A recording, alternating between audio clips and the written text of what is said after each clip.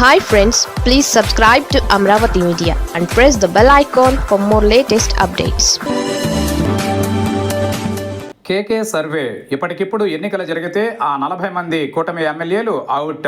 ఏపీలో కూటమి ప్రభుత్వం అధికారంలోకి వస్తుందని దాదాపు 160 స్థానాలలో విజయం సాధిస్తుందని చెప్పిన సర్వేలలో కేకే సర్వే ఒకటి.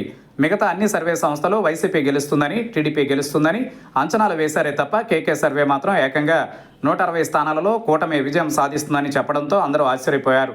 ఇక కూటమి పార్టీలు ఏకంగా 164 స్థానాలలో విజయం సాధించడంతో కేకే సర్వే 100% నిజమైందని నిరూపించింది.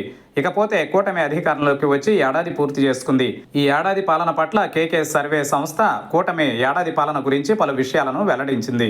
రాష్ట్ర వ్యాప్తంగా కూటమి పాలనపై కాస్త వ్యతిరేకత మొదలైందని కేకే సర్వే వెల్లడించింది.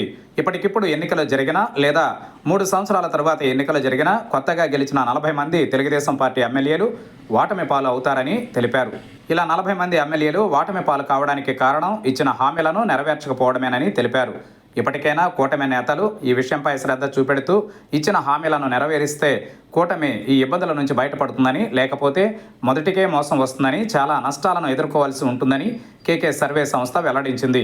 అయితే గతంలో కూటమి పట్ల ప్రజలు సానుకూలంగా ఉన్నారని చెప్పిన కేకే సర్వే ఇప్పుడు ప్రజలలో కూటమిపై వ్యతిరేకత మొదలైందని చెప్పడం గమనార్హం.